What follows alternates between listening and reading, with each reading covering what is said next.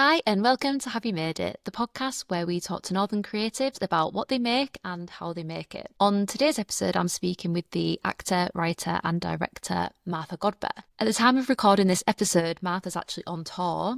She's on tour with the play Do I Love You? So we start off by chatting about that, and we also get into the realities of being a touring actor. We also talk a lot about the theatre and acting industry in general, the difficulties of that, the things that she's had to overcome, and how she's navigated all of those challenges throughout her career. We, of course, talk a lot about being Northern, which is something she's very passionate about. A lot of her work is influenced by her life and the life of others around her, as well as her interests and other influences that have ultimately shaped her career. It's a really great chat. I can't wait to share it. So here is episode 2 of Have You Made It with Martha Godber. I'm actually worried that we're not going to have time to go through all of this, but I'll read out the bio and then we'll get started. So Martha Godber is an actress and writer from Hull, passionate about championing Northern voices on stage and screen. She graduated from the Liverpool Institute for Performing Arts in 2018. Her notable acting credits include The Full Monty, Doctors, Do I Love You, the UK tour, and Right at the Old Vic, as well as voiceover work for Doctor Who and Nicholas Heitner's The Coral. Martha's debut play, Spiders,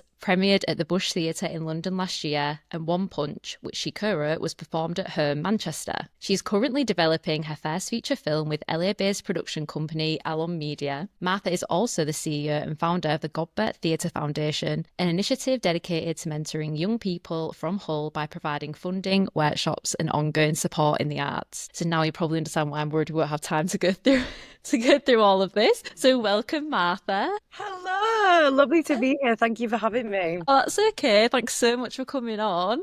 How are you doing? How's your weekend been? Yeah, good. A bit hectic because I was on stage on Saturday. So I was kind of working on Saturday and then had a bit of a chill day Sunday and then back today. So yeah, good. Yeah, oh, good. And you're in London at the moment, so you're on tour. I am. So I was in Ipswich on Saturday night and then I came back to London and then I'm going to Chester tomorrow. So I'm kind of like here, there and everywhere at the minute. So yeah, currently in London. Where have you been so far on the tour? Oh my God, like literally everywhere. We've been doing this show for like 3 years now, not consistently. Yeah. But we came to Hull Truck. I think we came to Hull Truck in 2023 and then yeah, all over the country, like Northumbria. We've been to Bristol, Scarborough, Liverpool, Manchester, the Midlands, like literally everywhere. It's mad. Do you all travel together as like a company? Kind of like getting around differently, like training and driving and that kind of thing. We do try to stay together when we're at a venue just because it makes it nicer for us to be able to like share an Airbnb or something. But yeah, pretty much getting around individually. So sometimes you get an Airbnb, so like you're performing together on a night and then you're all like living together as well. Yeah. So it's a bit mad. Like luckily we all get on. But yeah, it's not sick of the cast yet. That's good. You'd hope so after about 3 years. I know.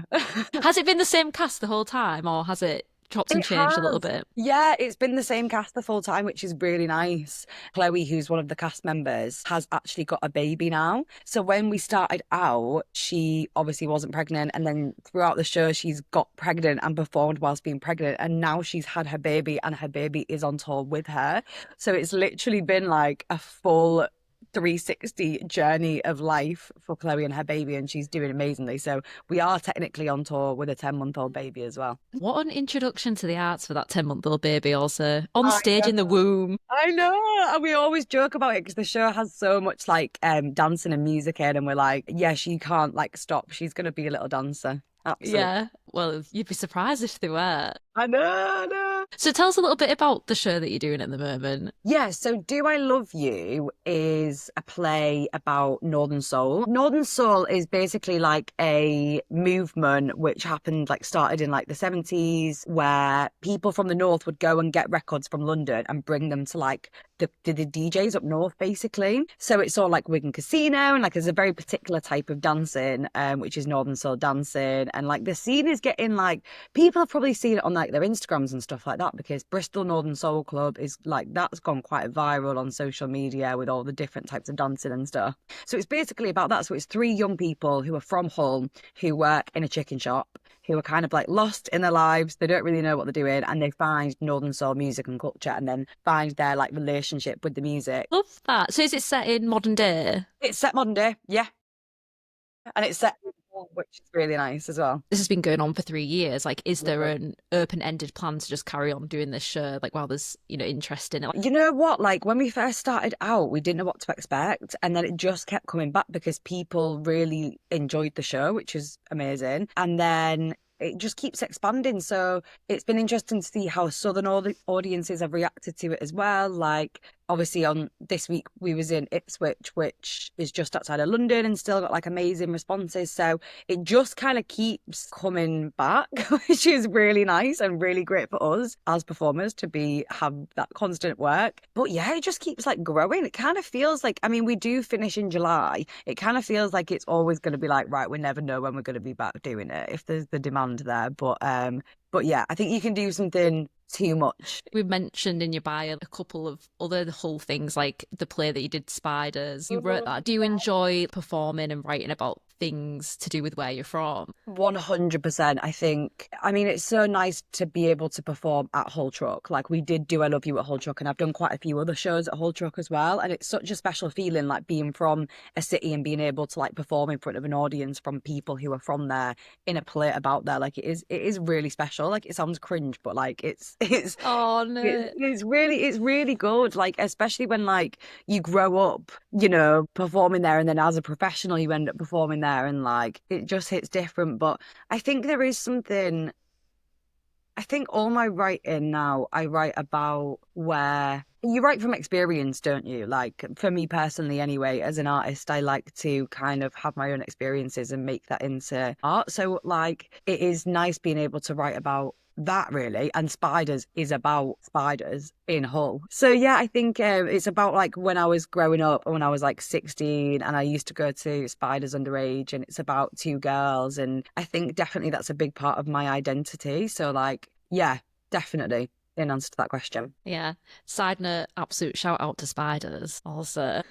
Absolutely. I haven't been in a minute. Like I need to go back because yeah. No, same. I can't actually remember the last time I went, and it was recently my brother-in-law's 40th birthday, and he's not from Hull, but he's like with my sister who's from Hull, and like he used to like come to Hull for like nights out and stuff.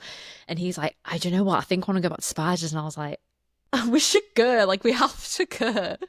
We were seen as a cast actually in the cast of Do I Love You at the minute. We was like, when the show is in Hull again, we will go to Spiders, because it's just like no other place. Yeah. And it is funny because it goes way back as well. You'll speak to people who like, now are in like their 60s and 70s, and and they're literally like, yeah. And people not from Hull would be like, oh, I had a friend who went to Hull Uni, and we'd go to this place and it had like glow in the dark, like spiders painted on the wall and cages everywhere. And you're like, spiders. It is iconic. I think the thing that I'm scared of now is going back and just feeling so old, because I went when I was like 16. So I'm going to go back like 10 years later and be like, oh my God, I'm old. I do feel like Spiders is one of those places though where it doesn't actually matter. Like I do remember going and also feeling young being there, because there is quite a mix of ages and music that go there, which is the great thing about Spiders. There is actually, which is really nice. Yeah. So speaking of Hull, let's chat a little bit about your upbringing and choices that you made growing up, because obviously you're very successful as an artist and a writer. Like the things you've done have been amazing, and it's something that you've done progressively over the years. So I'd love to get into where it all started for you. Yeah, I feel so. My dad is a writer who is a playwright, and he was attached to Hull Truck for a long time. So it would be silly kind of not to mention him. And like, that's a really big influence for me, like my dad and like his work. He writes a lot about Hull and northern voices and northern people on stage, and kind of get like regular people into the theatre. And like, that was a massive influence for me. And that's something that I definitely want to do in my own work. Of course. Well, he's a prolific playwright, isn't he? He's an icon. Yeah, sometimes I feel like dead shy and coy about it. And I think now I've got older, I've kind of been like, no, that's amazing. And like kind of own the fact that I've been able to get into the industry through him, which is really amazing. So I think it would be silly to not say that like that was one of the reasons why I wanted to be in the industry, because my family was in it. So, and but also I just loved performing since I was a kid. Like I remember this story of being like 4 years old. It's actually so embarrassing. But my mum was like at my fourth birthday party, like I made everyone sit down and like watch me perform, which is just absolutely mortifying. But I feel like that just sums kind of getting into the industry of Yeah. my character. But yeah, so I just always did like the classic, like all the school musicals and that kind of thing. And then I went to Wyke and I did like dance and drama A level and like absolutely loved it. And just kind of went on from there really. And I did a lot of contemporary dance as well. There's a place in Leeds called Northern School of Contemporary Dance, which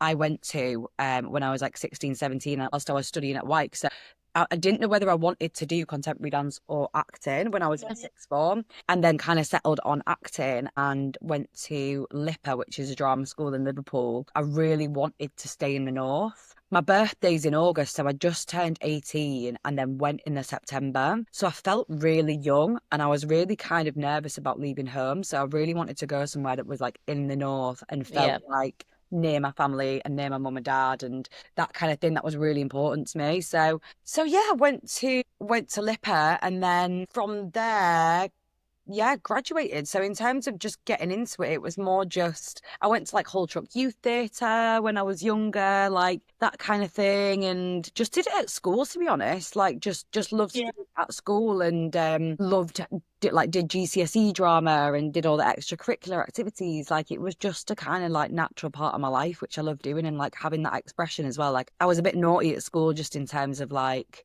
chatty, and I think like you get put in a box, don't you, as like a person if you are learning slightly different in a slightly different way. I think people just assume that you're like naughty or disruptive, whereas actually like everyone learns differently. And I think being able to do those subjects like dance and drama was like so important for me Yeah. as a young person to be able to like express myself. And like that's why I'm so passionate about it now, because drama is getting cut in schools so much, and art, like a lot of art subjects, and like Yeah. it's just so hard to see, because that was a safe space for me to go as a young person and like express myself and not get told to sit still. Do you know what I mean? So like Yeah. yeah, I think it's really important. Yeah. I love that. Was it never a discussion for you to like go down to London for drama school? Like yourself, you felt young and you didn't want to go down south. London just didn't really seem an option for me at that time. It just felt like this big, mad place, which I just didn't really relate to. Like, I'd just been in Hull my whole life, kind of thing. So I was kind of a bit like, it felt a bit scary and a bit mad, even though there are so many amazing drama schools and universities in London. And, you know, London's a big part of my life and my career now. But at that time, it just felt quite like inaccessible, probably. I think. Yeah, I totally get that. Even based off my own experience, like I absolutely loved theatre in school, and one of my options was to potentially go to drama school. Like I absolutely loved acting. I actually tried like one class at the whole Truck Theatre like company, and I was just a bit, I don't know, I think I was always just a bit shy in front of people who went, like my classmates. I mean, my drama teacher was always like, "You've got to go and do like theatre at uni." I really wanted to, but even though I had absolutely no reason to believe this, I was like, well, if I don't go to London, there's no point in me doing theatre. And I ended up going to Leeds and doing French and doing something academic. Don't get me wrong, that option for me was still something I really wanted to do, but that is ultimately the main reason why I did it. And I think there's probably so many people in life at that. I feel like it's such a young age to decide, like, okay, let's go and like go to uni and decide what you want to do for the rest of your life. So young, because I did like photography and graphic design at A level at Wyke as well, and that was something that I was really interested in. And I was kind of like, do I do this? Like, and I think there's is still that misconception of you have to be in London and move to London. And I speak to a lot of young people now through the foundation that I run about like their choices after drama school, and I'm like, you absolutely do not have to live in London. Like, yes, there's a big part of the industry here, and there's a big part of a lot of creative industry here, and there is a lot going on, but you absolutely don't have to do that. I think it's quite a daunting thing. Like you say, especially at that young age, it's so young. It's way too young. And the funny thing is that years later, I ended up moving to London anyway. But Yeah, me too. so it's like, what? But that's the thing. Like, I just think you're so young to make that decision and move. Some people do it, go off to, Yeah. drama school down south. But yeah, and I think it's really cool that you decided not to do that. And what was your experience like in Liverpool? Did you like it there?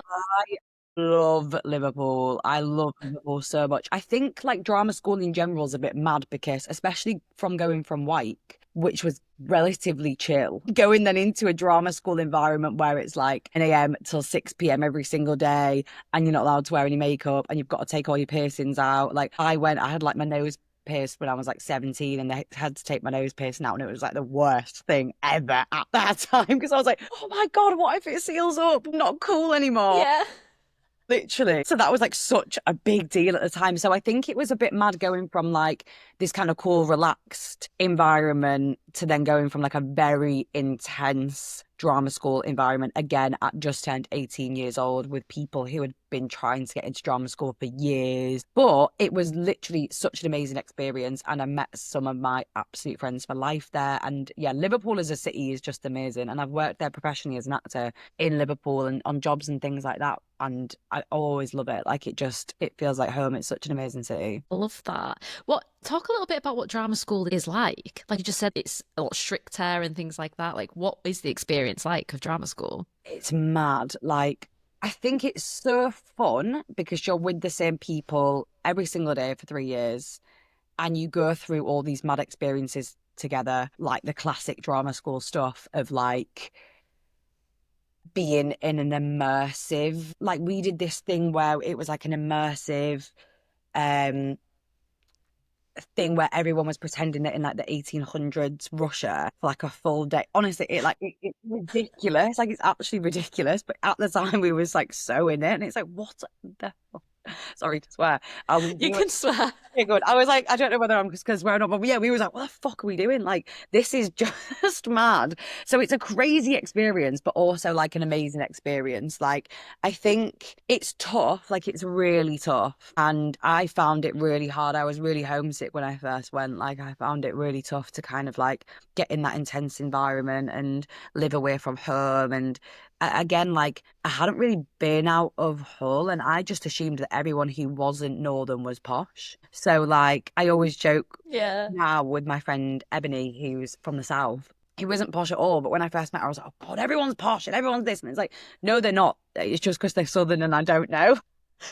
Literally, it was that vibe. So I think it's quite hard sometimes to not feel alienated by other people who have maybe had different experiences. And drama school is also a very privileged place. And unfortunately, the arts industries can be a very privileged kind of space. So I Yeah. think it's hard sometimes coming from the north or a city like Hull or somewhere with maybe less opportunities than London and things like that, and coming into an environment where you're mixing with people who have maybe been to private school or had mad opportunities or have done mad things. So I think that's a little bit jarring sometimes to get your head round to kind of like when you're first there, if you know what I mean. Yeah, I know what you mean. When you're that age, you think you're in it on your own. Even if you're with a lot of like-minded people, you don't realize that they're all experiencing the exact same thing as you. They're all also all on their own and they're also doing this thing for the first time. Yeah, 100%. But you know what? It was an amazing experience. And yeah, met some amazing people and friends and yeah, just had the best time. Did you work as well as an actor while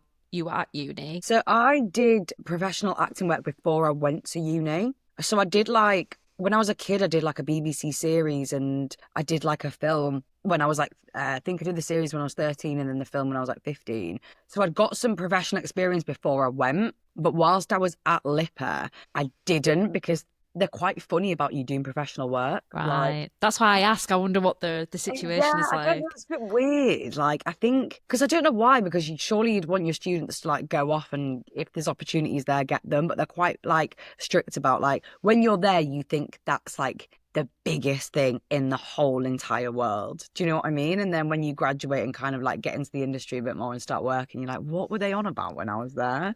So no, I didn't work professionally when I was there. I just studied. Wow. So what was like the first thing you did after you graduated? God, Can you that's. remember? I did. I was doing a show whilst I was there, which then went to the Manchester Fringe. And Oh, that was the summer after I graduated. So that was kind of like the first thing I did. And then I think I did a radio play for BBC Radio 4. It's so Oh, hard to remember. So I kind of did bits and then COVID happened. And of obviously, course, yeah, yeah. so the industry was just like, I mean, we had like 2019, and I'm trying to think what I did back in 2019. I was doing a lot of like workshops and new writing things and things like that. And then COVID happened, and obviously it was like, oh shit, there's like nowhere. Yeah, what was that feeling like? It was mad. I mean, it was mad for everyone, wasn't it? But I think like the industry just was non-existent. So you're just like, I mean, luckily I was living at home with my mum and dad at that point, so I wasn't struggling to like try and find rent and like that kind of thing. Coming from a creative family, none of us had work. Like my sister as well, we was just literally sat in the house like, what do we do for work? Just imagine you and your mum and dad and your sister all sat around the table like, Literally was like, what are we doing? I think I just played Sims for like 2 years. But I was just like, I mean, to be honest, that's where I first started writing actually as well. yeah. I started writing my own work in COVID, and that's where I started the Godber Theatre Foundation. So I think good things did come from it creatively, but yeah, just mental. Like just unknown what to do at that time. Yeah, it was mad. So good that you use that time to write there. Yeah, with my writing, I didn't really pursue it then. Like I started writing stuff and then I got like really imposter syndrome and I was like, ah, that shit. I'm not gonna do that. Like, do you know what? Like I started like doing that, and because I've only really started like writing professionally in the past couple of years. So when I first started doing it, I was like, what am I on about? I'm not a writer, I'm an actor, and just had really bad imposter syndrome. So I didn't really pursue it as much, even though that's when I did start to do it, which is crazy. But it obviously I started the Godber Theatre Foundation in COVID, and that was really great, and a lot of good things came from that, and still do come from that. So that took up quite a lot of my time. Yeah. Let's talk about the Godber Theatre Foundation. Yeah, so I basically came up with the idea in COVID because I remember being at drama school and there's a lot of kind of hidden costs and like things like headshots, which you have to pay for, and trains to London for showcase. And like there's all these kind of things which you just have to do and have. And it's really overwhelming. And also coming from a creative household, obviously having creative parents, it was easier for me to know the industry more. And I was like, wouldn't it be great if like I could use this knowledge to like help people who didn't have that or didn't have Hmm. that access to creative industries, especially being from Hull, where there obviously is kind of like a bit more lack of opportunity in the creative fields. And I kind of just came up with this idea that we could support students who are from Hull, study at drama schools and universities like all across the country, and like do workshops and kind of build a community. Yeah, I wrote to Andrew Lincoln, who's an actor. I feel like people would know him from either The Walking Dead or In Love Actually, the one that holds up the thing. Yeah, yeah. I wrote to him, and because he grew up in Hull, he grew up in Cottingham, which is crazy. I I know. didn't know that. Yeah, so like he left Hull when he was like 8, but he like grew up here. So I Yeah. used that angle, and I wrote to him basically, and I was like, I'm setting this up. Would you be interested in like coming on as a patron? And he was basically like, yeah, which was absolutely Oh, incredible. And that's like, amazing. yeah, and he donated some money, which was able to help us like start helping the students and stuff. And we started, I think, with like maybe 10 or 11 students, and we was able to like fund I think we bought everyone like an iPad to like do all the self-tapes from at home and like things like that, and then started running workshops with people in the industry. And I was able to use my industry contacts to then bring people on and do like Zooms in lockdown with like professional actors who are working, who could speak to the students about like loads of different stuff. So that's how it started, and then it's still going now. And yeah, the more I'm able to like build up my career, I can then use those connections to then help the students as well. And like now the students have come through, have graduated, have been on like the West End and like done TV stuff, and like they're all from Hull. So it's just about like building up that community and building up that, like we do like in-person workshops in the summer. I was literally organising them today, where we're doing like someone from like the Royal Shakespeare Company is going to come and like do a workshop in Hull with all the students, and they can all meet each other as well. And it kind of like creates a community and a hub, and like funding and things like that. It's like sometimes the students will have like an audition in London, and we're able to then fund their train to get them like to and from London from Hull, and like that kind of thing. So that's something I'm really passionate about. I'm actually in conversations with like schools in Hull as well about like going in and speaking to the young people and saying like, you can do this as a job, because I think Sometimes people just think it's acting as well, where it's like you could be like a director or a casting director or a writer or work in costume or work as a stage manager. Like there's loads of behind the scene jobs, I think, in this industry which young people don't necessarily know about. So I really want to like go to schools before they make those choices to like tell young people about all the opportunities that are there. Martha, that sounds amazing. And that sounds like something that was missing when I think back to school and making those choices. We didn't know anything about that. And if you weren't kind of pally with your drama teacher, they can kind of give you these little snippets of information if you Yeah. get chatting with them. But if you don't have that, then it's really hard to know what to do or if you can even have a career in it. Yeah. Oh, Yeah, how I had no idea what you could do. No idea. exactly. And like I was so lucky to have the privilege of my parents being in the industry. And I was like, well, why can't let me use that privilege to help other people? Like I think like Yeah. having a privilege is one thing, but then like being aware of it and like using it to then like be like, right, if I have this knowledge, let's share that and like let's build on that. And yeah. Yeah, absolutely. I was talking about this actually with Mm. Ria the other day about you can have the most supportive parents in the world, like I did.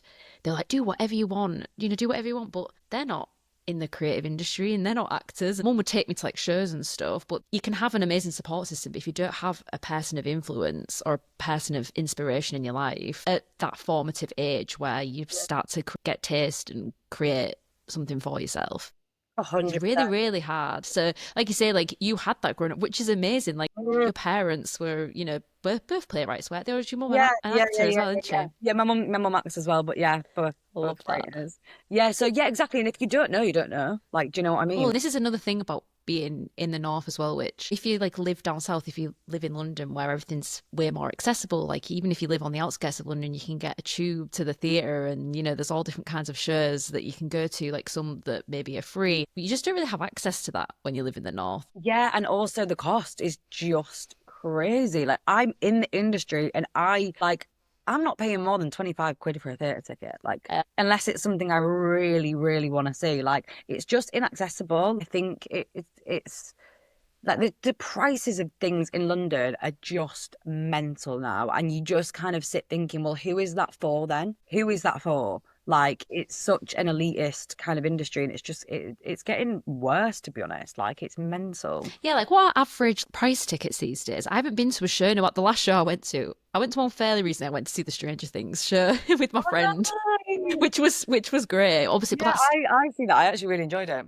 it was great. Like, Yeah. but that's like obviously the huge scale production and it's got this crazy like budget behind it and backing behind it because it's obviously this huge franchise. I can't remember how much those tickets were, but I don't remember them being particularly cheap. Uh, I really wanted to go see A Streetcar Named Desire. Paul with Paul Mescal's in it. Mescal. I wanted to see it. I looked at tickets. I think the ticket's like 100 Yeah, quid or something like that. And I yeah, yeah, thought, yeah, are yeah, you yeah. actually jerking me? Yeah. Who is going to see this and who's actually able to afford to go? It's mad. I was the same. I really wanted to see Paul Mescal for numerous reasons in Streetcar. And yeah, I looked at the tickets and I was like, well, I absolutely will not be going to see that then because I'm not spending over £100 on a ticket. And it's like Jonathan Bailey is in Richard III, another theatre in London Yeah. called Bridge, and like the tickets again are like hundreds of pounds for the best seats. And it's like it's just absolutely crazy. And I think this is unfortunately what's happening. I mean, I could go on all day, but like with the writers' strikes which happened in LA and stuff, because then the amount of work being made in Hollywood isn't a lot. So then the really famous actors then come to the West End, which then makes it really expensive. And then the normal West End actors then go to regional theatre, and then regional theatre actors are kind of like, where do we go? Like it's just pushed down the amount of work for actors and performers in the industry at the minute. It's really Oh sad. wow, so there's been this like huge knock-on effect. Yeah, massively, massively. So a lot of my actor friends are kind of being like, where's the work? Like, because it's just, yeah. And theatres, especially regional theatres, are producing less work because unfortunately, since COVID, it's taken so long to build the industry back up and Mm. what's going on in the world at the minute and the amount of the amount of money everything is, people can't afford to go to the theatre. And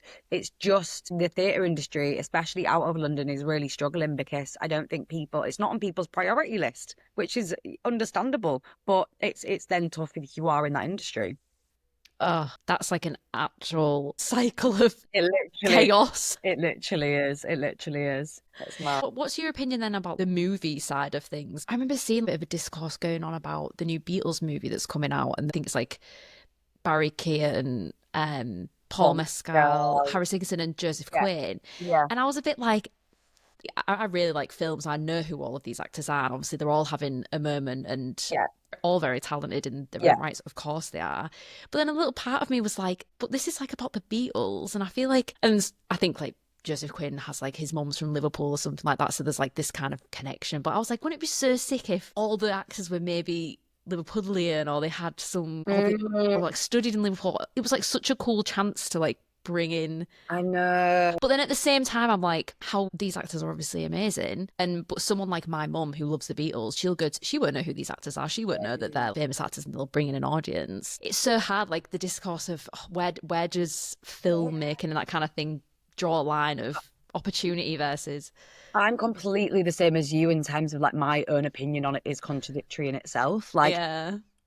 I am such a big believer, and it's one of my pet peeves in the industry when like someone gets cast and they're doing an accent and they're not from there. I'm like, just hire someone with that accent, please. There is so much talent there, and there's so much like, do you know what I mean? But then at the same time, I've done jobs before where I've done different accents. Yeah.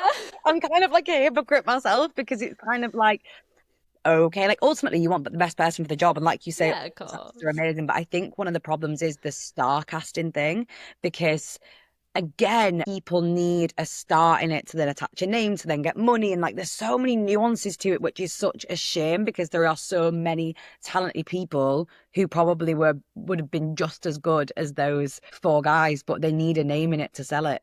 So it's again that ongoing cycle thing where Yeah. it's really tough. And it's like I always remember thinking in Happy Valley with Oh, yeah. what's his name? James Norton was playing the guy in it, and he was doing a Yorkshire accent. And don't get me wrong, he was amazing. He was great. But he went to private school.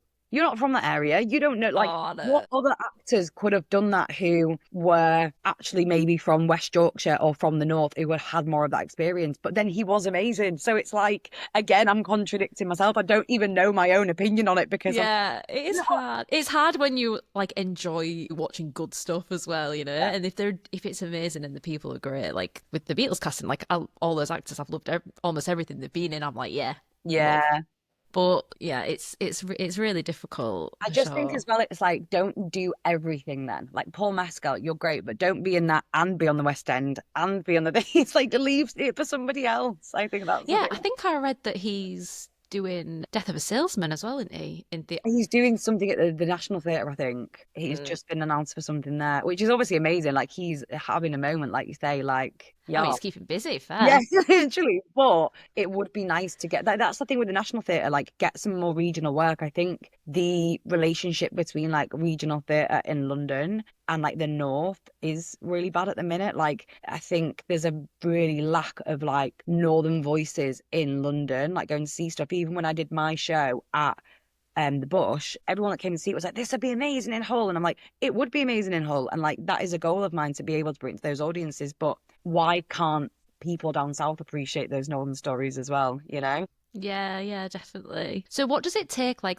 you say you'd love to bring it to Hull, like what would it take in Hull or anywhere else for you to be able to like put on spiders, let's say? You know what it is? Being completely transparent is money. Yeah. Like, this is again why this industry is so elitist because you just have to have money to be able to put your work on and have enough money to pay the actors and pay a director and pay for a set and pay for it. Like, it's mad. Unless a theatre picks it up and commissions it and then does it that way, like, which is a kind of process that I'm trying to go down at the minute. But yeah, it's just crazy. And then that's why tickets is a high price. Exactly. It's that like ongoing cycle thing again. Like, can it just not? Yeah, it sounds very difficult for sure Mm. to Mm. be able to put anything on, I guess.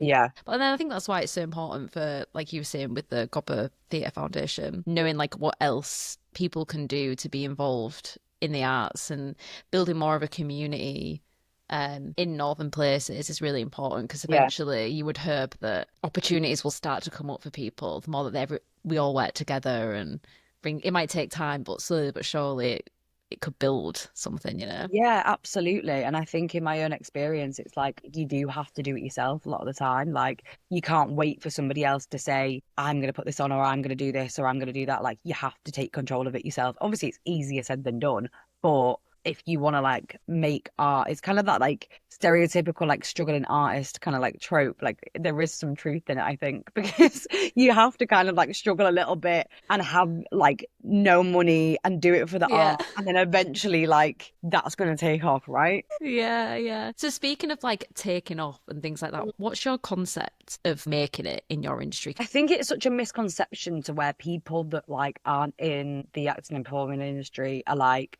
yeah, you haven't made it unless you're on Coronation Street or you're in Yeah. Hollywood or whatever. Like, obviously, those are really great, exciting things and they are amazing. But I think for me, if you're able to work in this industry and not have another job, that for me is like, you've made it because that is hard as fuck. Do you know what I mean? So I'm like, for me, it's not about obviously, yes, you have goals, and I'm like, yes, I have goals for myself of like winning a BAFTA and all that kind of shit. But Yeah. it's kind of like there will always be something else, you know, like once you've done what, and I think that's the thing with myself and this industry. Like, I'm always like, what's next? Which is really great because it makes me work hard and makes me be like, okay, like what is next? But at the same time, it's like, am I ever satisfied with all the stuff that I have done? Because I'm constantly like trying to build on my own career. Do you know what I mean? So I Yeah. think like, and also I think like, because when I do shows at the minute in theatre, when I talk to people after the show, a lot of people are like, oh God, so when are you, when's the TV stuff then? And it's kind of like, I've done TV stuff. Like it's great, it's really exciting, but that I'd rather right now be doing this play and having this live audience reaction than doing some random shit on TV with a rubbish script. Like, do you know what I mean? Like, no offense. So I think it's like there's different nuances to it, but I think it's definitely a misconception, like you say, that people think you're only successful in this industry if you are in Hollywood or like on the West End. Like it is such a hard industry to be in that if you can work and book jobs, then that is You've made incredible. it. Yeah, you've made it. Absolutely. Yeah. Yeah, I would perceive you as like a very successful person. It's very refreshing to hear that you feel like you're successful and you've done these things, but you're always thinking about, oh, what else can I do and Of what's next for course. me? Of course you are. And like the things that I've done now years ago was like my goal. Do you know what I mean? And then it's like you do it and then you kind of like, oh, I've done that then. Do you know what I mean? And then it's like, I remember I wanted to do an episode of Doctors for since leaving drama school. I was like, I want to book Doctors. I really want to book Doctors. And I booked it and I booked 2 episodes as the main character. And then I did it and I was like, I've done that. You have goals, don't you? And then you achieve them and Yeah. then you never kind of realize what you would be doing now because you kind of just in it and you're doing it. Do you know what I mean? Yeah, I know what you mean. Yeah. Yeah, definitely. I feel like from speaking to you that you prefer a live production. I feel Mm, like that's what you prefer doing, based just on our brief conversations that we've been having. But is that necessarily true? Like you're working on a film right now as well. So what's your preference? Let's chat a little bit about film mm. stuff too. Yeah, I think as an actor, like you can't beat live theatre because I think it's like you just have like a live audience there, and it's such an amazing feeling to be able to go out in front of a live audience and then have that relationship with them, and you don't know how they're going to be each night, and like all of that kind of stuff's really exciting. But then when you're an actor on film, it's really exciting because you've got like your own trailer and you're getting taken to set with a private driver. Like that's like sick. Do you know what I mean? It's like that's like, oh my God, this is fucking well cool. So I think it's like they're exciting for different reasons. Yeah. I think like for me, I get more like it feeds my soul more without sounding like the cringiest person on earth. To be on stage just because like it's like that natural reaction. But I think with the film stuff I'm working at the minute, that's my own stuff. So I think again it's a different thing because as a writer and as a director, like I'm working on my own short film at the minute, which is set in Hull, like that's really, really important for me as like an artist because it's like it's my vision. Do you know what I mean? So it's like Yeah. a different thing to acting because it's like I'm not doing someone else's work. It's like my own work, my own Yeah. vision to create. So I think that's when it becomes, yeah. And there's a lot more freedom with film because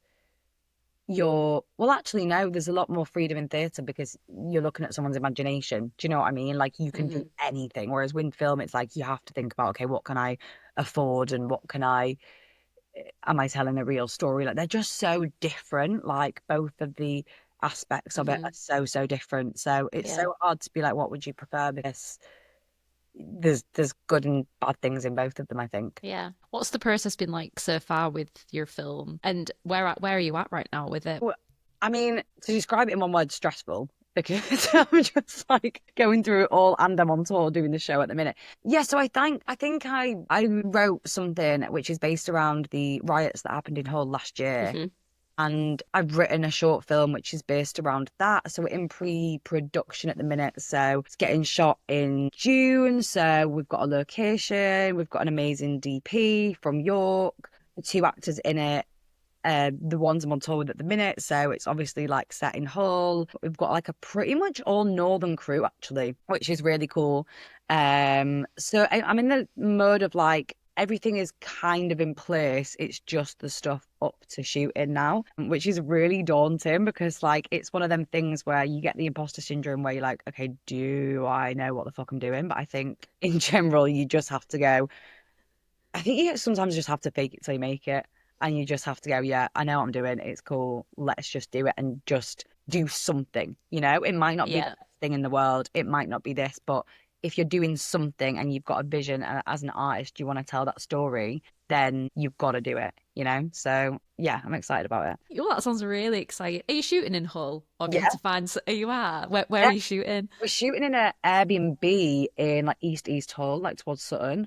Oh, Which basically took me emailing the Airbnb companies, being like, "Hi, like, can we have permission to like we're shooting this thing?" So that took a while, but we have secured one now, and then we're going to be doing some stuff outside as well. But then it's all like there's so much like technical stuff which you don't think of because I'm producing it as well, which is like the permits and the insurance and like all that really boring stuff, which I'm having to do as well. But yeah, it is being shot in Hull, which is exciting. Hull's actually had quite I used to work in the building near Humber Street, and there was Mm. Old Town was always like cornered off for people shooting, like films coming to shoot in Yeah. Hull. And actually even recently, because I live in Howden, like near Goole now, Really nice. and there was Peaky Blinders was shooting in Goole at like a kind of like a docks kind of place, I think. And I feel like I don't know if it's a thing at the moment where people are shooting production companies or whoever are coming to shoot up north a little bit more because they've got these areas that they can shoot in. Is it maybe it's cheaper to do It's so? because Maybe it's it's cheaper. It's because it's is cheaper. it Yeah, literally. Like it's because Hull Council will let people do it for cheap. I mean, it's amazing for us because it's like oh, yeah. really cool. But yeah, it is because it's cheaper. And also it's like I was speaking to a guy who did like a Hollywood film and they shot some of it in Leeds because they was like Really? it's just so much cheaper. So I mean fair, but it would be nice if things were set there as well as being filmed there, I think, as well. So we're able to amplify northern stories. Yeah, definitely. There was even what was the TV show that was about Hull? Was it literally called Hull? Oh, All what was it called? roses. Hull Raisers, that's it. I watched like an episode of that where they were in Leeds Trinity, and I was like, oh, they could have been in Prince's King. They I could have done. know. I mean, sorry for anyone like listening who might have been involved in Hull Raisers, but like I think one of the prime mistakes was shooting it in Leeds because it was on a hill, and everyone knows that Hull has no hills. And So as soon as we saw the kind of row of houses and it was on a slope, you're like, anyone from Hull was like, that's not in Hull. And it's still really cool that they did it somewhere in Yorkshire at least. They Yeah, filmed it in yeah, Yorkshire, but I was like, oh, it would have been just the little cherry on top of the cake if it was like actually filmed in Hull. I know, definitely. Did you know anyone who was on that? I did actually. Did you? I know a lady called Pippa Donaldson, who is an amazing actress, and she was in it. And yeah, it was Nice. fab. So that's It was fab. It was yeah. great. Whenever I hear that like there's something to do with Hull, I am very like patriotic about it. I'm like, Same. Literally, I think it's such a special place, and the people who have like lived there and grown up there and are from there like have such a ownership over it. I think Hull is really like that. Like, yeah, it's great though. yeah. I'm also like really protective over it. Like if anyone's like, Hull's shit and all this, I'm like, if you're not from there, you're not allowed to say. If you're from there, you can say that. I completely agree. I completely agree. It was so funny though because I was in London. This was a couple of years ago now. I was in London outside Soho Theatre and we are just like chatting with some mates and like this guy came past and he was like, "Oh, excuse me, have you got a lighter or like something like that?" And I went, "Are you from Hull?" And he was like, yeah, I am. And I was like, oh my God, I just knew from his accent, like, Yeah. it's just such a distinct accent. He was like, excuse me, have you got a light hair? And I was like, you're from Hull, aren't you? And he was like, yeah. Then we was like, oh my God, there's like a random guy like in the street in the middle of Soho in London being like, whereabouts are you from? Like, I had a full-on conversation with him. And we was like both gassed. But yeah, it was so funny. Yeah, I absolutely love that. It is just such a distinct accent, isn't it? Really, It really. really is. Is there anything we haven't covered? I think maybe just like that thing of like just going back to that like misconception thing and honesty about like the industry and the job, because I think like a lot of people maybe look at the job, especially if as an actor, and it's like, oh, like you kind of not live the life of Riley, but it seems like quite like a glamorous kind of profession. And like, it's just, I think it's important to be honest about like what that means, especially with being on tour at the minute. It's like, I'm literally living out of a suitcase. Like from January to July, I'm living out of Yeah. a suitcase. I don't have a full base at the minute. It can be very lonely. You're constantly moving around. You haven't really got time for any of your relationships because like you're always doing the show, you're knackered all the time, you should be doing like 8 shows a week.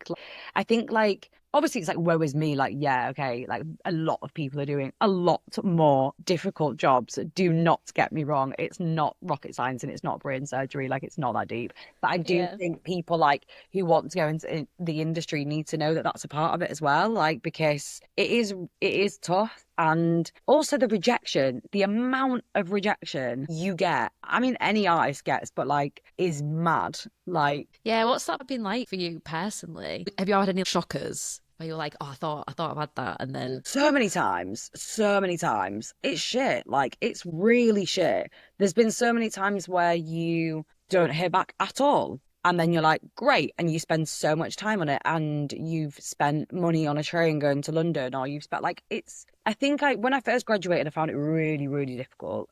And there was some stuff that, like, I got down to like the final two for like a regular role in Argyle on the BBC, the one hmm with Michelle Keegan in, and then I didn't get it, and you just like, I think I cried for like a day. Yeah. But then because I had to reschedule my drive, like I rescheduled my driving test so I could go to the recall. Like you put your life on hold for these type of things, and then as I've got older and worked more in the industry, when you establish yourself more, it's kind of different because you do then end up saying no to things, or there's different things you want to do, or different priorities and like things like that. But I think rejection, it does get easier, but it's also just really tough. I think it doesn't get easier, but it gets easier to get over, if that makes sense. Yeah. Like I had like a big rejection a couple of weeks ago and I was like, okay, that's really shit. But then after an hour, I was like, right, cool, that's fine. Do you know what I mean? It's like, but it's hard to structure your life because you're constantly being like, if you're up for a job, you're like, okay, well, I might be doing that then, so I won't be able to go on holiday. And then you get the no and you're like, right, so I'm not doing that then. So what else am I doing then? Like, I think it's just such like a mad way to live your life because you're constantly like here, there, and everywhere. You don't really know what you're doing. And you're constantly in limbo looking for the next thing. So it is really tough in that way. And like, yeah, it's So hard. it's not just dealing with rejection, it's dealing with uncertainty as well. Then the uncertainty is mad. Like you just do not know what you're doing. Like it's crazy, it's exciting, but it's also like crazy. And like I think the rejection's hard as well because it feels like very personal. Because at the end of the day, it's like you've gone into that room, you are a product. Like especially as an actor, it's like you are literally a product. Like they're looking at you and being like, will you fit in this box for this role, you know? So when you get the Yeah. rejection, you're constantly being like, oh God, am I too this? Am I too that? Am I too? But the more you're in it again, you're just like, it's not to do with me. It's just to do with that they have a Yeah. very specific way of, they have a very specific thing of what they want, and that's okay. But yeah, it's hard. It's really tough. Yeah. What advice would you give to people then who are getting into any kind of theatre or acting or Mm. creative role within theatre? Make your own stuff as soon as possible. Yeah. I've only really started like making my own work and writing and producing my own stuff in like the past couple of years. And I wish I'd done it sooner because I love the Really? creative ownership that it's given me. And I think acting's very hard because you will always just be somebody else's person, if that makes sense, like to fit in. hmm It's so amazing, it's so fun, but that would definitely be some of my advice. And then just be tenacious, like be bold, email people again and again and again, like fuck it. Like, I think especially as a female, my agent said to me the other day, and she's an amazing woman. She's from Scarborough, actually, even Is though she's she? based in London now. Yeah, she's great. And she said to me, she was like, Martha, think more like a man. And I was like, yeah, true, to be fair.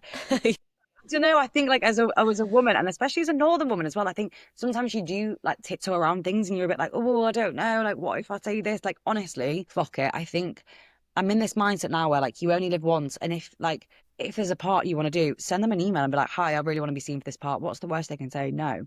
Like, do you know what I mean? It's like I think you Yeah. do have to think more like that, and the people that are successful really believe that they are successful, and like be it's like that manifestation thing. Do you know what I mean? Of Mm, being like, if you put yourself in those circles and the way you live your life and be ambitious and be bold and do all that stuff, then it will manifest itself the right way. And also, I'm a big believer of like, if you work hard, you will make it, in quote unquote, whatever that means. Like, because yeah. if you work hard and you're talented, you will.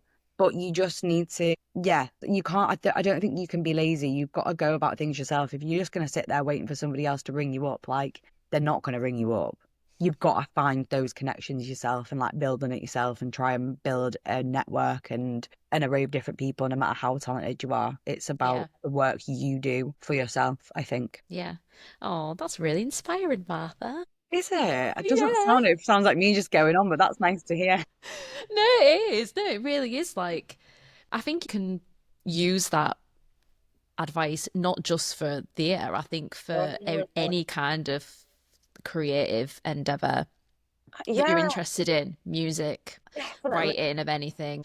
It is all about being tenacious and making your own stuff. Like nothing's gonna just happen. It seemed like me and Ellis, we've been thinking about this for years. And if we're gonna do it, like we just need to like Do it. just do it. And if And people are interested, then they're interested. If not, yeah, it don't matter because we've tried. I think as well, it's like that thing of being like, again, I know I keep bringing it round to this women thing, but I think we do apologize for ourselves sometimes as females, and like being in rooms like, oh God, sorry I exist. And it's like, wait, why am I being like that? I've spoken to so many men in the industry, and especially like Americans and things like that. Like I was at this film festival last year and met a lot of Americans. It was in Italy, so I had like old people all over the world. Met a lot of Americans and men who were doing a lot, and it was like, yeah, like so I'm doing this, and I've just got like funding for this, and like Nicholas Cage is attached, and I was like, is he? Like, do you know what I mean? And it kind of made me think, like, well, I'm just gonna go around and saying that I'm doing this then, because then I think it man, not to even lie, but like I think sometimes like, oh God, yeah, I'm like, even when you were giving me the introduction about the stuff I've done, like I wanted to fall into a hole and die because I find it so mortifying. But at the same time, it's like you kind of have to relearn this thing of being like, actually, no, I am going to own that. And I have done that. And I am doing this and I am doing that, even though how ridiculous it sounds for me to be like, yeah, I've got a feature film which is being produced in LA. Like, what are you talking about? But I think it's like you have to retrain yourself to like own that and be proud of it, because especially as women. And like, I think being Northern is a part of it as well. You're just a bit like sometimes like apologizing for it. And it's like, no, like that should be celebrated. Do you know what I mean? Yeah, 100%. I know totally where you're coming from. And I think there's this thing as well being Northern where like people just don't want to be seen as like showing off or like there's Mm. this thing of like you were just saying about like cringing at hearing things like wanting to crawl into a hole. Like you just have to get over the cringe of things. You Yeah. just have to. You just Oh have my to. God. Yeah, I'm you sorry, you do. just do. Yeah, you're totally right. I guess a really nice thing that would be nice to discuss. You've talked a little bit about all the different things that you've done and the way you've got here, but what's like a little flashback moment of like, or a moment where you felt a trajectory change for you? Like you said, for example, you wanted to maybe go into dance, maybe go into theatre. Like, what was the moment for you, if there is one? I think with dance, it's even more brutal than acting. So when I Really? was auditioning for dance school, I just was like, I hate my life. Like I was literally like going into rooms and it's just like a very overwhelming environment. Like it's literally exactly what you'd think it would be. You know what I mean? Like very Mm, toxic, very I just felt like I just didn't enjoy the audition processes of the dance school, because I got into a place called Trinity Laban in London, which hmm is like a dance and music school. And it's an amazing school, but I just was like, I don't know if I feel out of place going there. Like I feel like odd. So I think that was definitely the trajectory. And I was studying at Northern School of Contemporary Dance, like as well as Wyke. And then I auditioned to get on their degree program and I didn't get on. And I got cut after the first round and I just cried the Oh, hour car journey the way back from Hull. Like, I was really? literally like, oh my God, I can't believe it. Because I wanted to be in Leeds, I wanted to be in the North, and I just didn't get in. And I think that was a definitely a big thing where like you think one thing and you think, not that I thought I was going to get in, but I'd been studying there for the past year alongside thingy. And then I just didn't get in. I was like, oh my God, that's brutal. And that's when I auditioned for Lipper, and Lipper was the only drama school that I auditioned for. And then I got in. And Yeah. I was like, well, that just makes sense then. So I think it was more that. And like I do dance now as part of my job sometimes. Like I movement direct as well. And like on a job I did over Christmas, I was dance captain. Like it's still like a big part of my life and performing, but it's just in a different way, in Different a different way. capacity. So I think that was definitely a thing. And then getting into my own writing as well. Like, I mean, talking about what we've just talked about, that was such a big thing to actually call yourself a writer. That imposter syndrome again, where it's like, oh God, I'm giving myself the ick because like, what the fuck am I doing? Like, do you know what I mean? It's like, but you just have to. And like, I always say social media is a big one for this because I try and have my social media a balance between being work and just personal things. And unfortunately, again, you do have to use your social media as a platform because Yeah. things now do happen through social media and people contact you through social media and, you know, all of that kind of jazz. But you have to get over the original ick of like celebrating yourself because someone's going to go on your social media and see you doing that and maybe want to hire you because of it, especially as a freelancer. Like you've just got to, like it's cringe as fuck, but you just have Yeah. I was going to ask about social media to. actually. I watched an interview with the actress and she's a singer as well, Maya Hawke, and Mm. she was saying that like obviously like her parents are obviously ridiculously famous and she's a great actor in her own right. When she was saying that she was working on a production and they were saying that they would only hire people based on how many followers they had on Yeah, Instagram. yeah, that's a massive thing. And that was Maya Hawke. That was Yeah, like someone who's famous and like, has all this influence in Hollywood. it's a She's massive having that thing. experience. I mean, I was even talking to someone in the film industry the other day who was saying like they will get, and it's very normalized, like being on the other side of it because my role on that conversation was like a writer. And he was basically like, yeah, what we'll do is we'll get like a big list together of all like the connections and then all their followers. So you can see how many followers to like attach them to the project. And I was like it makes sense because from a financial point of view, if you're producing a film and then attaching with someone with a lot of followers, then they're going to have a lot of people who are going to see it who then might buy the film off streaming platforms more so you can make more money. It makes sense, but it's very fucking unfair. Like, Oh, it's so fair. it's mad because all the TikTok stars like go into acting and stuff now. Like, it's just, Yeah, I can't remember who I saw recently, but I did see someone who I was like, I'm sure they're famous from TikTok. So yeah, I can imagine that's a whole other thing it now. is. It's mad. And I think it's such a shame because, you know, there are so many, there's so much talent out there. Like, and it shouldn't be based on who is following you on Instagram. Like, that is just ridiculous. But unfortunately, now it's about, again, selling theatre tickets and habit. It's going back to that names thing where there's names in it. But I do think social media is important to be a performer. Like ultimately you are a product. Like I know that sounds really perverse, but it's like you are your own product. And especially if Mm, you're fully freelance, like you have to know ways to market yourself and um kind of put yourself out there, I guess. yeah. What advice would you give to someone who doesn't really post anything on social? It's hard because who gives a fuck? Like, if you don't want to post, don't post. Do you know what I mean? But Yeah. at the same time, I think it's just good for connections, like, especially with going into like writing and directing and that kind of thing. I think it's good just to like see what's going on. And I always say to like people in the foundation, follow all the theatres you want to work at, follow all the casting directors, follow people's career who you like to see, because then it's all that thing again, like the more you see things, the more you're like creating your world. Like I think there's a big thing of like creating the world you're in and the people that you surround yourself with and the things you watch and the things you read and like just become obsessed with it. Like, I think you have to be obsessed with it. Like, you have to be like, obviously, again, easier said than done, but like going to the theatre if you can. Like, there are a lot of good schemes, especially in London, which get like free theatre tickets or discounted tickets and things like that. Like, try and go to the theatre, like watch stuff, have an opinion on it, like read as much as you can, read plays, do tapes of you yourself acting, like go to classes. Like, you have to be obsessed with it because it's just and if you're not,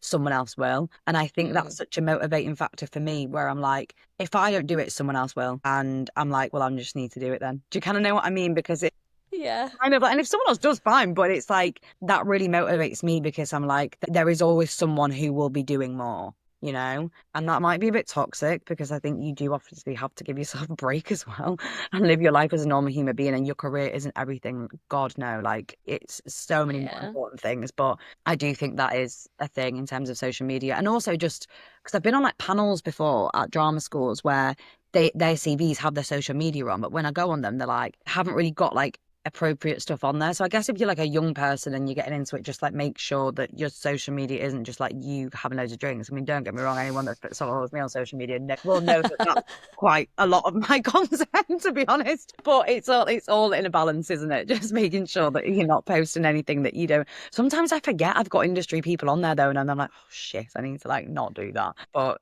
yeah. I think it's important then to show that you have a personality and a life, My and that God, yeah, you yeah, know that yeah, you're a yeah. personable person, and that Oh my God, yeah. that must just be so important too, right? Yeah, I think it is. And it's like that when you start seeing that people that can give you the jobs are just normal people. Like when I first graduated, I was like, casting directors were like, oh my God, like massive pedestal. Like I could not possibly speak to a casting director. And then when you start knowing them, you're like, oh my God, you're just like a 30-year-old woman that I'm mates with. Do you kind of know what I mean? And it's kind of like you're just the person, and like agents are just people. Everyone is just a normal person, like to an extent. I mean, you Yeah. get one or two odd pods out there, don't you? But I think like when you start seeing it in that way as well, it's just like takes the pressure off, where like it's just, instead of putting people on the pedestal, everyone's kind of just on one. Yeah, I think so. I think that's why like building the community is, or being a part of a community is really important, because you do, as soon as you start to speak to people, you realize that everyone's just trying to make something and do something good with their lives, and everyone just wants to have a pleasant life. Yeah, And and I just think it's about like celebrating things and not being judgmental as well. Like I really try not to be a judgmental person when people like try and do things, and I'm like, oh my God, yeah, do it. Like please do it. Please go and like set something up or write your own thing or get yourself out there. Like I think if at the end of the day, if you're looking at someone doing that and be like, oh God, what they're doing, you're just insecure in yourself. It's so important to Mhm. like support other people coming through and being creatives and just, yeah, championing the people around you and surrounding yourself by people who are also like that. I think is really important. Yeah, and you definitely do that, because you did that with Up North. You were like one of the first people Yes, to because I comment saw on. it. I was like, this is amazing. Like, we need this. Like, it's so sick. Like, I think it's so important to be like, yes. Like, I think the whole scene I know Up North is like, the whole of the North, but I think it's particularly with Hull, like, there are so many amazing creative people here, and like, um, kind of like there just needs to be more going on. Do you know what I mean? And like creating that community in that space like, is really important. Like I remember growing up, like fruit used to be a massive thing. Like the music industry in Hull is really good. I used to go to Adelphi all the time. I used to go to fruit all the time. And like obviously fruit isn't there anymore, which is such a shame. But like there is definitely people here, and like loads of culture just needs to be like amplified, you know? Yeah, and there's nothing worse than when I see, like, I've seen someone who's tried to make something or do something, and then they're open like about how like hard it is and how much they're struggling, and I'm like, it's because Hull isn't that big. Yeah. Like, there's this amazing culture, and there's this so many sick people doing amazing stuff in all different creative industries, or even just creative people who are using their skills and aspirations to, like, start independent businesses and places where like creatives can go, and but Hull's not that big. And the money situation and how are people Yeah. spending money and going places, like that's why, like, up north, like, it's the whole of the north. If you're from a northern city and you don't live there, or you're not a part of the community, or you don't have a direct link or friend or connection who's doing something sick, it can be really hard to like just know what's happening in other cities in the north.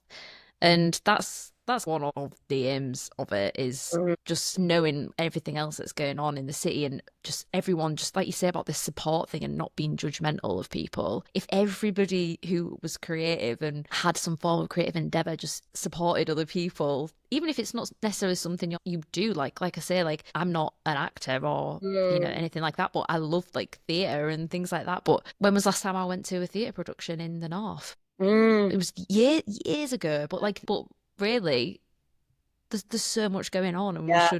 everybody should be just supporting each other, 100%. And like that's the first, like I'm sure we all like grew up going to like street sesh. Like, do you know what I mean? Like that, as much as we was going because it was an excuse to have like a pint of cider, it was still like there's so much amazing northern like culture and like musicians, and like I think Hull has such a great music scene in terms of that. So like it's really important to like have these things coming out now, so you get introduced to that kind of culture at a young age as well.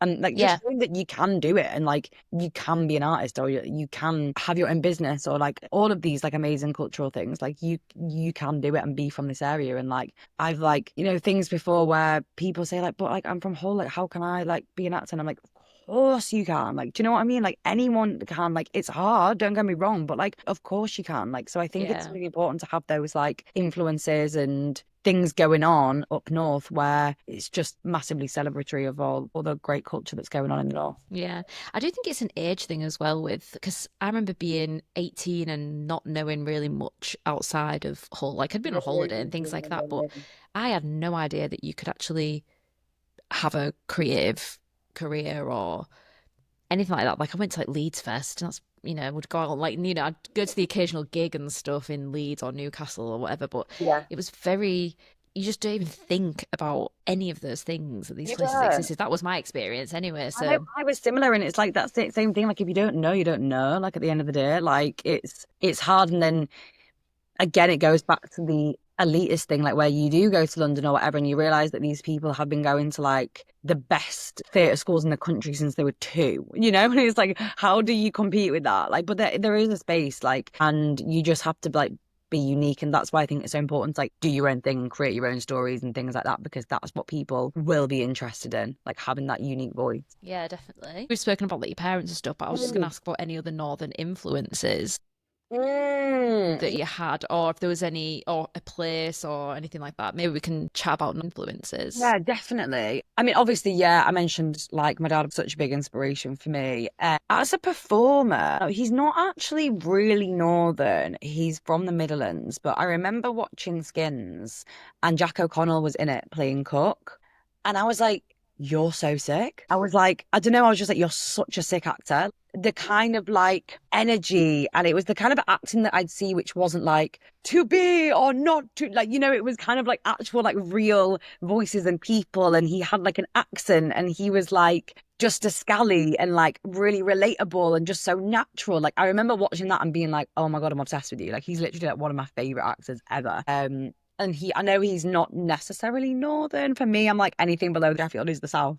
But Yeah. he's from Derby, so we'll let him off because I do like Derby. Yeah. But I remember watching him and just being like, "You're an amazing actor." So I think maybe not as much of like an influence, but I definitely saw him and was like, "That's the kind of work I want to do." Like Yeah. the kind of stuff, Like which it is feels really real.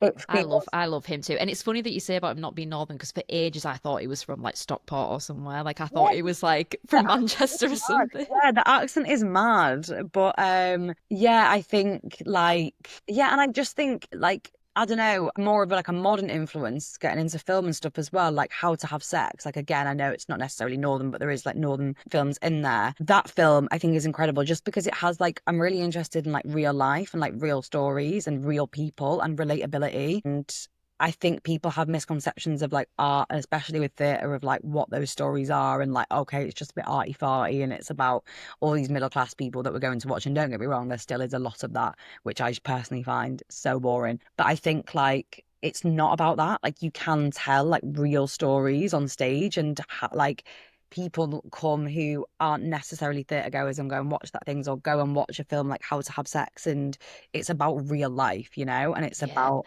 pain and real human emotional like feelings. And that's what I'm so interested in as a writer. Like I like I'm not a person that's going to write fantasy as much as like obviously Doctor Who and Game of Thrones are fantastical stories. Like for me personally, like I'm more interested in the truth of life, you know? Yeah, I love that movie, How to Have Sex. I watched that quite recently. I'm the same though. Like I love things where they seem really real.